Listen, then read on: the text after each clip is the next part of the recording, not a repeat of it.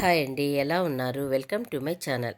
ఈరోజు మనము సులభంగా కమ్మగా ఉండే అటుకుల పాయసం రెసిపీని చూడబోతున్నాము. చూడండి, స్టవ్ మీద గిన్నె పెట్టినాను. దాంట్లో నెయ్యి వేసుకుందాము. 2 స్పూన్లు నెయ్యి వేసుకుందాము. మనకి కావాల్సినంత డ్రై ఫ్రూట్స్ వేసుకుందాము. జీడిపప్పు, బాదం పప్పు, కిస్మిస్ వేసినాను. చూడండి, వీటిని వేసి వేయించుకుందాము.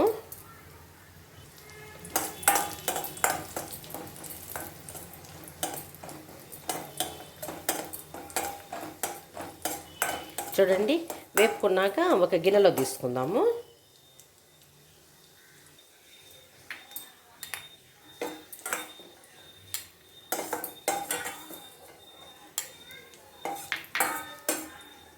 అదే గిన్నెలో 2 స్పూన్లు పెసరపప్పు వేసుకుందాము. వేసి వేపుకుందాం. చూడండి, ఇదే టైంలో 1 కప్పు అటుకులు వేస్తాను. దీన్ని కూడా వేపుకుందాము. ఏ అటుకులైనా వేసుకోవచ్చు. పలచని అటుకులు అయితే పాయసానికి బాగుంటుంది అన్నమాట.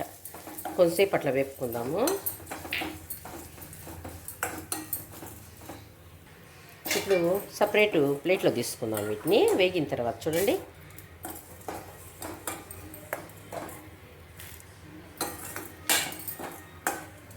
చూడండి అదే కడాయిలో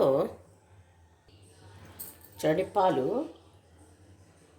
3 కప్పులు పాలు పోస్తాను.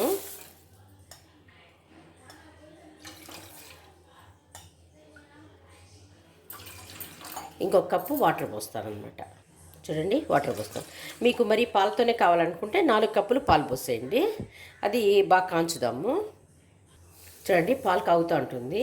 మనము ఏ కప్పుతో అటుకులు తీసుకున్నామో అదే కప్పుతో బెల్లం ఇట్లా పొడి చేసుకొని ఒక గిన్నెలో వేసుకుందాము. చూడండి, దాంట్లో ఒక అరకప్పు వాటర్ పోస్తాను.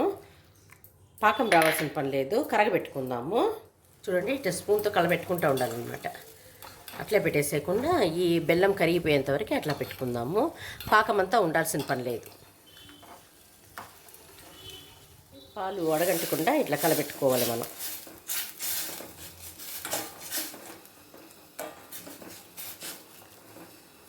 పాలు ఉడుకుతూ ఉన్నాయి కదా, ఫ్లేమ్ తగ్గించినాను కొంచెం. చూడండి, ఇప్పుడు మనం ఏం చేయాలంటే ఈ వేయించుకున్నాం చూడండి అటుకులు పెసరపప్పు, దాన్ని దీంట్లో వేసేద్దాం.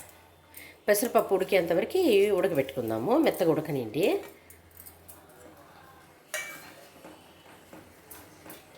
చూడండి, బెల్లం అంతా కరిగిపోయింది కదా, ఇంకా స్టవ్ ఆపేస్తాను. కరిగింది కదా బెల్లము, అది చల్లారనిండి. ఇది ఉడుకుతూ ఉంది. చూడండి, మనం మధ్యలో ఇట్లా కలబెట్టాలన్నమాట.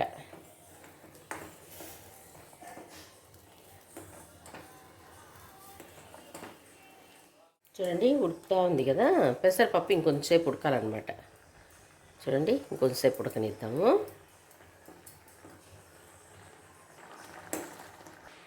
చూడండి, ఉడికింది కదా, ఇప్పుడు ఇలా చేసుకుందాము. చూడండి, బాగా చిక్కపడిపోయింది. పాయసం రెడీ అయిపోయింది. ఇప్పుడు మనం ఏం చేయాలంటే, బాగా ఉడికిపోయింది కదా, ఈ బెల్లం ఉంది చూడండి, స్టవ్ ఆపేస్తాను. ఈ బెల్లము పైన ఏం లేదు దీంట్లో, కానీ పై తేట వడగట్టేదంటే వడగట్టుకోండి, లేదంటే పై తేట దీంట్లో ఉంచేసేయాలన్నమాట. పూర్తిగా ఇది చల్లారిన తర్వాతనే దీంట్లో పోసుకోవాలి. చూడండి, మొత్తం దీంట్లో పోసేస్తాను. మొత్తం పోసేసిన తర్వాత ఇట్లా కలుపుకోవాలి. చూడండి,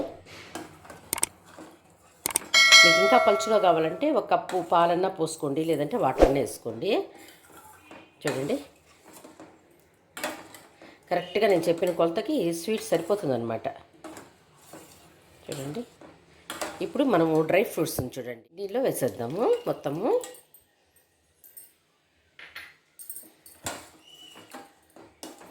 చూడండి, అటుకుల పాయసం రెడీ అయిపోయింది. ఇది కృష్ణుడికి నైవేద్యంగా పెట్టచ్చు, బాగుంటుంది. బౌల్లోకి తీసుకుందాము.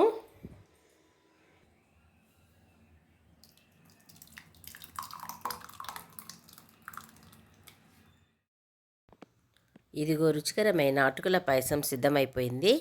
ఈ రెసిపీ నచ్చినట్లయితే లైక్ చేయండి, షేర్ చేయండి, సబ్స్క్రైబ్ చేసుకోండి.